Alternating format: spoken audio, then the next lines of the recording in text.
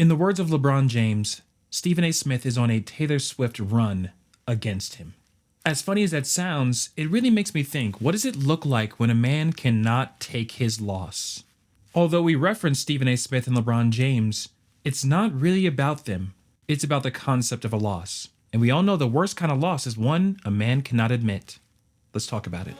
Marathon, yeah, say that to me, yeah, say that to me, oh, marathon, you can say that to me, yeah, say that, you can say that to me, marathon. Yeah. Please like, share, and subscribe, and as always, this video is brought to you by Nutrishop Parker, your one-stop shop for high-quality supplements, protein powders, and wellness products that actually deliver. Whether you're building muscle, burning fat, or just trying to feel better every day, Nutrishop's expert team can help you find what works best for you. If you're local to Colorado, stop by their Parker location that's connected to 24 Hour Fitness. For a personalized experience, if you are tuning in anywhere from the USA, use code BRANDON at checkout for free shipping on your order. Fuel your goals the smart way, the Nutrishop way. Let's get into it. Quick recap for anybody who doesn't know the LeBron James, Stephen A. Smith situation. I think about a week now, Stephen A. Smith was confronted by LeBron James in the third quarter of a Lakers game. Stephen A. Smith was watching the game, and LeBron walks over to him in an angry kind of position and is yelling at him, and people are filming it, and people realize that there's a confrontation going on. Stephen A. Smith goes on a show and says that he was not going to address the confrontation at all between him and LeBron James until he saw how much traction the video was getting, essentially, and said that as a journalist, he needed to address it. Stephen A. Smith said that LeBron James came over to him and essentially was saying, "Stop talking about my son. Leave my son out of it. You and I can have a confrontation and you and I cannot like each other. Just leave my son out of this." And his son, LeBron James' son, is on the Lakers now. He's a rookie. He was drafted the 55th pick overall. And he struggled a little bit in the beginning of the year, and now he's picking up and doing very well. Essentially, Stephen A. Smith was saying that he was never talking truly negative about LeBron James' son. He was talking negative about LeBron, about the position that LeBron put his son in. There's a lot of controversy about how LeBron's son got into the league, if people thought he was ready to be drafted, how he has a secure NBA deal instead of like a 10-day contract, or people thought he should have went straight to the G League, whatever. The gist is that Stephen A. Smith is among the haters who think that LeBron James' son should not be in the NBA. He is not ready. He is not good enough. And what LeBron was saying when he went on a different podcast show, he was saying he's not here to critique Stephen A. Smith's critique of the NBA and the players. He's here because Stephen A. Smith was critiquing LeBron James's position as a father. And there is a clip where Stephen A. Smith is saying, as a dad, why are you doing this to your son? Why are you putting your son in this position? Why are you putting this pressure on your son? He kept mentioning, like, as a father, don't put your kids in this position, which is basically critiquing LeBron James's ability to be a father, critiquing LeBron James's etiquette as a father, just critiquing him as a father. And I think that LeBron, as well as any other father, would have thought that Stephen A. Smith was crossing the line. I do as well. The reason Stephen A. Smith is catching the L this session is because of what he did following the confrontation. If Stephen A. Smith had just said, "Hey, I understand, my job is to commentate the game. I did cross the line. I did talk about you as a father, and I apologize," and moved on, it would have been over. If Stephen A. Smith had just not acknowledged it at all and just said, "Hey, we had a conversation, we had a talk, and we've moved past it. We're not going to talk about it on the show," he would have been fine. But the events that followed were, in my opinion, crazy. It really feels, and it's still ongoing, it really feels like a true prideful situation that Stephen A. Smith is dealing with right now. He just signed his $100 million extension for ESPN, which is among, if not the most highest paid contract ESPN has ever offered to a talk show host. And the same day, I think it was the same day, LeBron James comes up to him and, imposes his 6'9", 260-pound will over him publicly, right? And Stephen A. Smith seems like he was not trying to deal with that. He was not trying to have that. So Stephen A. Smith proceeds to go on a Taylor Swift type of run tour, going on different podcast shows. And every time he goes on the show, he escalates the situation. The first podcast he went on, he was like, "Hey, we had a confrontation, but I don't take back what I said about Bronny. I don't take back what I said because I'm critiquing the game. And if I'm critiquing anybody, I'm critiquing LeBron James. I'm not talking about his son, I'm talking about LeBron James." Then he says, "Well, if LeBron James would have put his hands on me, I would have swung on him immediately." That's when stuff started to go downhill for me when I was watching it. I was like, there is no way in history. I think Stephen A. Smith might be like 6'2", 6'3", 60 years old. LeBron James is 6'9", 40 years old. Even at the same age, there would be no competition just from the size difference in the athletic ability. We're talking about a generational athlete. We're talking about arguably the best athlete who's ever existed in terms of the numbers, longevity, figures. And Stephen A. Smith is talking about if they had a confrontation that turned physical, Stephen A. Smith would have done, what Stephen A. Smith does, right? And I think that that's the first example of him truly not being able to take an L.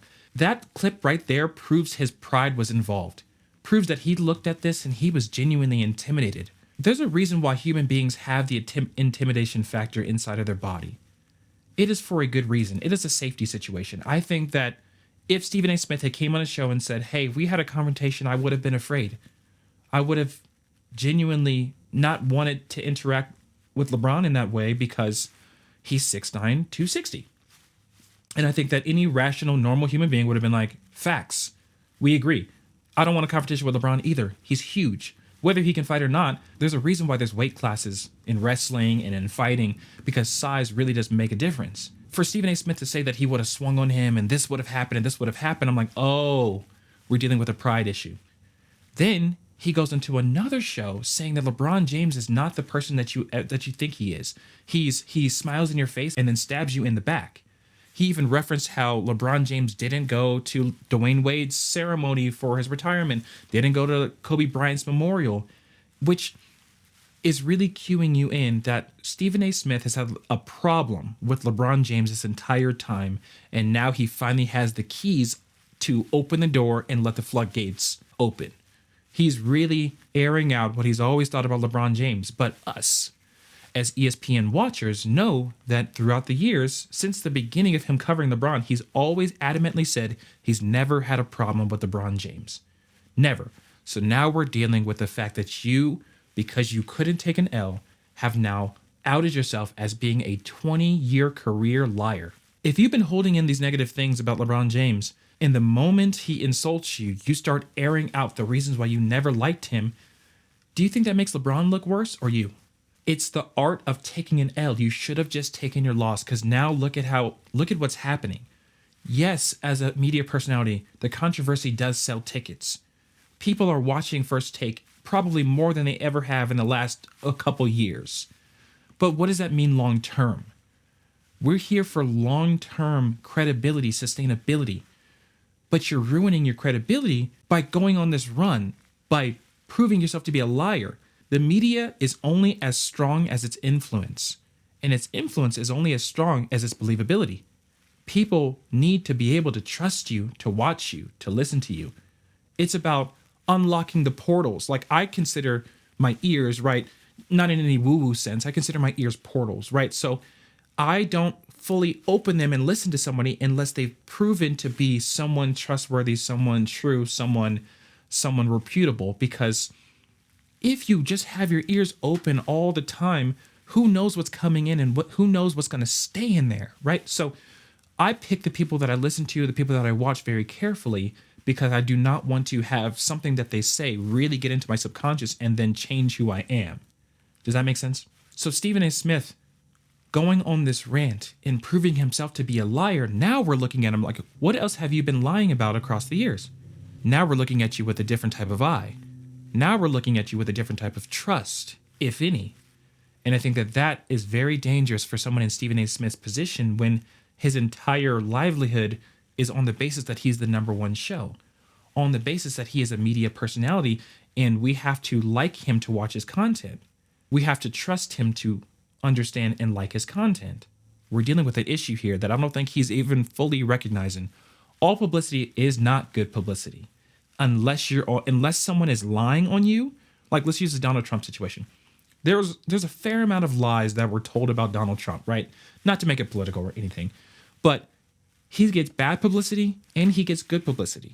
But all that publicity is good for him because in the middle of them lying and saying that he's doing this, they're investigating him, trying to impeach him, and they can't find anything, which makes it the bad publicity that he was given actually turn into good publicity because they couldn't stick him with anything, which strengthens the fact that he's actually a better dude than everybody thought he was.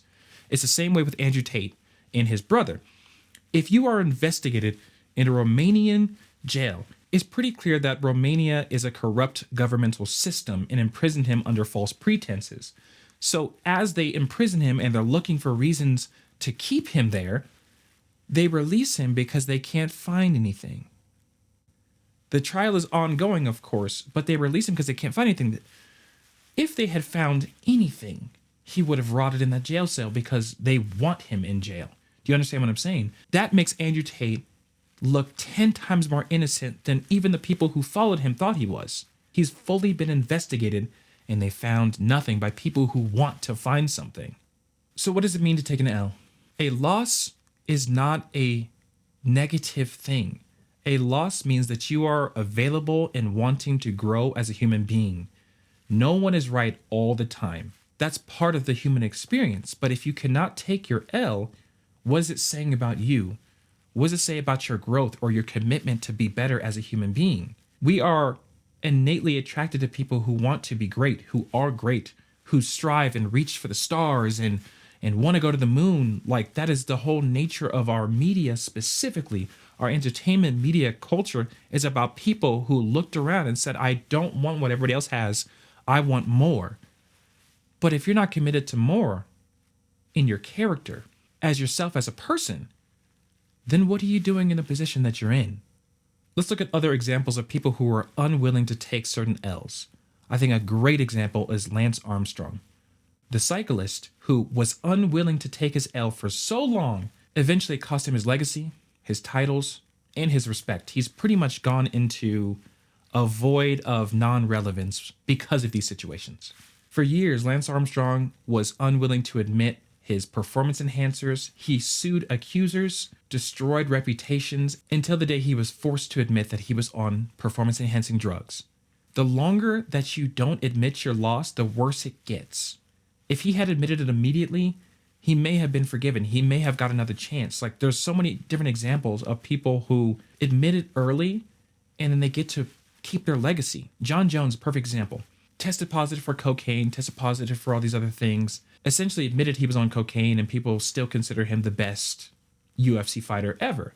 Right? If he had never doubled down, like, people don't like the dishonesty when it comes to your portrayal of yourself. They want to believe in you. They want you to actually be great.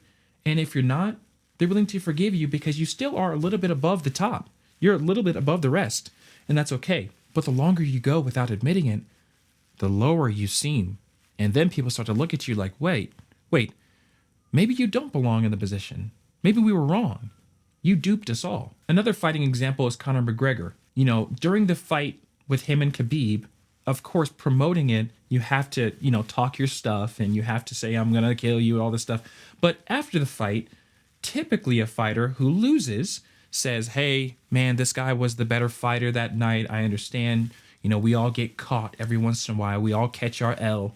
I'm going to come back stronger and I'm going to get him next time. But instead, Conor McGregor just kept talking at the same level like he's better than Khabib. He kept talking with the arrogance and saying, oh, he didn't beat me, this, I'm the best.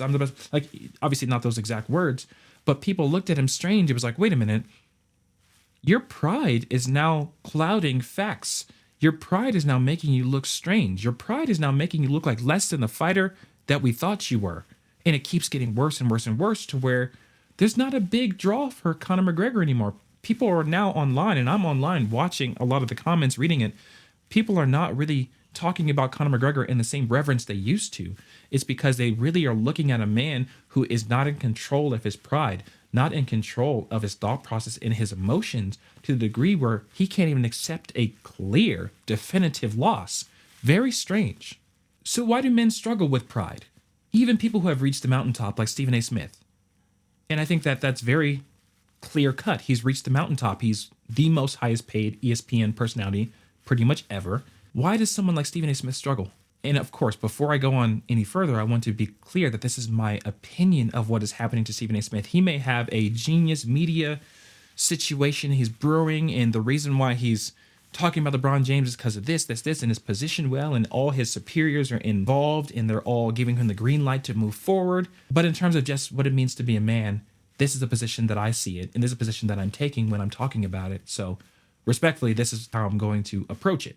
Why does pride happen to a man who's reached the mountaintop? Pride is sometimes linked to your identity. Pride sometimes is the reason why you're in your position. So what does it mean if someone damages your pride, hurts your feelings, makes you feel like you aren't as prominent or strong or attractive that you thought you were, and that's linked to your identity? Everything comes crashing down and you have to fight against it if pride is your foundation, if it's linked to your identity. And of course, losing publicly is not like losing in private, right? The world saw LeBron James pull up on Stephen A. Smith. Essentially, he's thinking the world now saw my weakness. That could hurt a man's pride. But if you can't take the L will take you. As bad as it may have looked to Stephen A. Smith himself that a 6'9" gigantic man came up and pressed him, it's even worse that he's now behind podcast doors talking about this 6'9" giant man like he would have fought him, like he wasn't afraid in the moment. That makes you look 10 times worse. I think another disappointing factor is that Stephen A. Smith does not seem like he learned from this confrontation. I'm not sure what area Stephen A. Smith is pulling from. If you are confronted by an individual justly about something you've said and were intimidated thoroughly by this individual, you'd think that he would have learned something positive and maybe not go about this the same way. But instead, he's challenging this man to a certain degree. He's challenging him in a way that he can't win. LeBron James, although not a media ESPN personality, has so much pull. If you're on TikTok, people are making songs about LeBron. People are not making songs about Stephen A. Smith. I think Stephen A. Smith also has pride in his abilities as a media personality, in his reach. I'm very interested to see what comes from this. Very interested to see what he ends up doing, how he pivots, what he learns from this, and what ultimately happens from the situation. I in no way would want Stephen A. Smith to lose his position, but if it did, it would be very reminiscent of other people who could not take their L and double and triple down. So if you've gotten anything from this video, the L stands for lesson if you let it in. Until next time. Marathon, yeah, say that to me, yeah, say that. Yeah, say that to me, oh marathon. You can say that to me, yeah, say that. You can say that to me.